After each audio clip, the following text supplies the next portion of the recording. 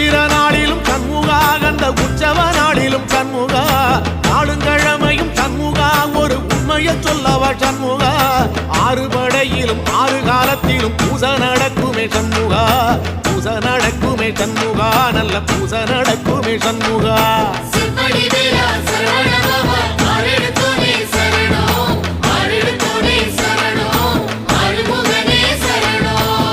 மருதமல சத்தியமா